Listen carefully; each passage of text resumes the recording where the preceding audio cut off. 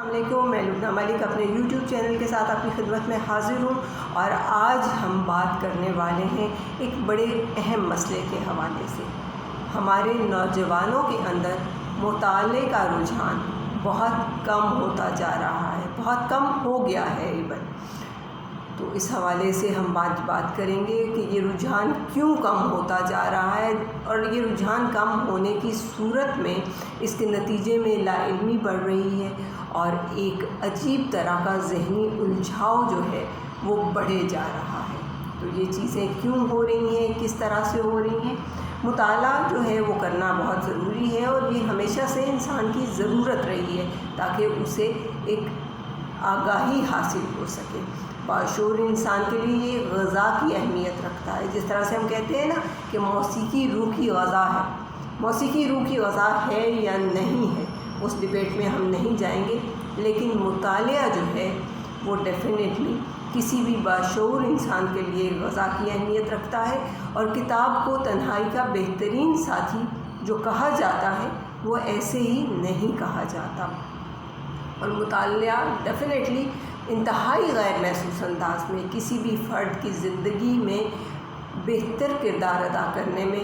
مدد و معاون ثابت ہوتا ہے، اور اس حوالے سے انسان جو چیزیں اپنے مطالعے سے حاصل کرتا ہے وہ ڈیفینیٹلی اس کو گروم ہونے میں اور اس کی شخصیت کو ابھارنے میں بہت مددگار ثابت ہوتی ہے۔ اور آپ کے سامنے ہے کہ دنیا میں جتنے بھی عظیم لوگ گزرے ہیں، جتنے بھی عظیم رہنما گزرے ہیں، ان سب میں ایک ہی قدر مشترک رہی ہے، اور وہ قدر کیا ہے کہ انہوں نے مطالعہ کرنے کی عادت اپنائے رکھی۔ انہوں نے مطالعہ کیا اور انہوں نے اپنی زندگیوں کو آسانی کی طرف وہ لے کے آئے رہے ہیں۔ اور مطالعہ کرنا جو ہے وہ بہت اہم چیز اس لیے بھی ہے کہ مطالعہ کرنے کی صورت میں آپ کے سامنے آپ کے بہت سارے مسائل کے حل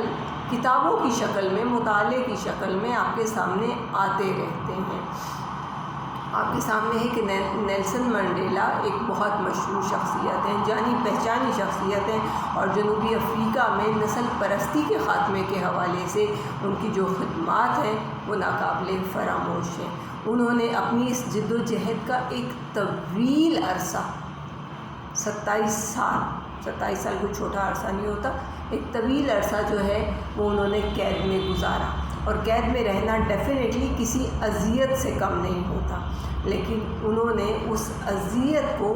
ایک انتہائی پازیٹیو وے میں کنورٹ کیا۔ تکلیف دہ حالات میں آپ کو پتہ ہے انسان کی ہمت ویسے بھی جواب دینا شروع ہو جاتی ہے، اور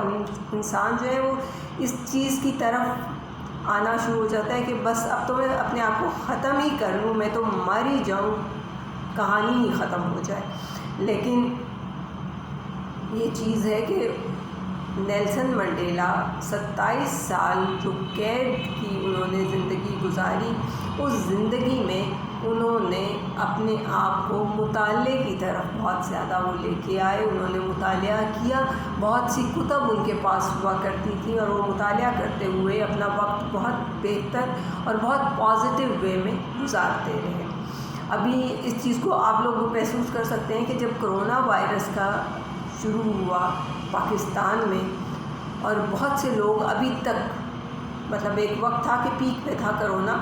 اس وقت تو بہت سارے لوگ اپنے گھروں میں محدود ہو گئے، لیکن بہت سارے لوگ ابھی بھی ایسے ہیں جو ابھی بھی اپنے گھروں تک محدود ہیں، اور اپنے سوشل سرکل کو انتہائی لمٹائز کر چکے ہوئے ہیں، لیکن اپنی قوت ارادی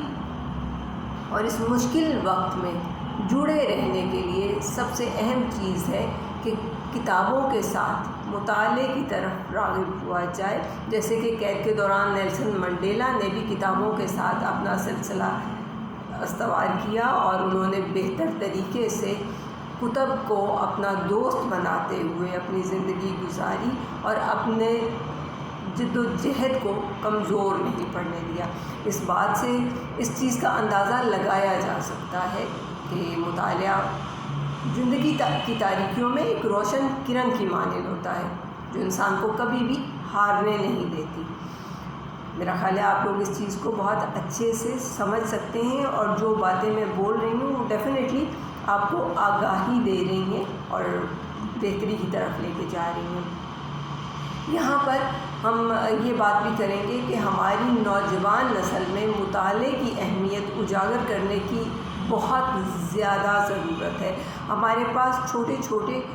ٹیکسٹ ہونے چاہیے کہ ہم اپنے نوجوان نسل کو کس طرح مطالعے کی عادت ڈال سکتے ہیں، اور انہیں کس طرح مزید ہوتا ہے کہ گھروں میں بچے پڑھ رہے ہوتے ہیں، لیکن ان کو مزید کیسے راغب کیا جائے اس بہتری کی طرف۔ تو یہ چیز بہت زیادہ سمجھنے کی ہے۔ اس کے لیے ہمیں ماؤں کو بہت ساری ان چیزوں پہ فوکس کرنا پڑے گا،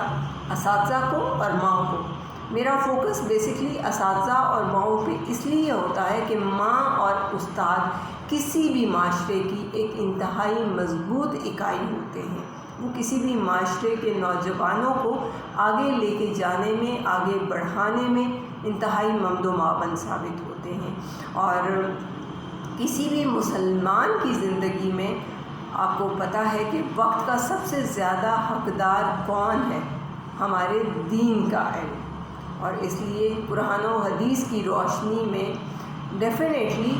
رجحان پیدا کرنے کی بہت ضرورت ہے اپنے نوجوانوں میں، کہ وہ ان چیزوں کی طرف آئیں،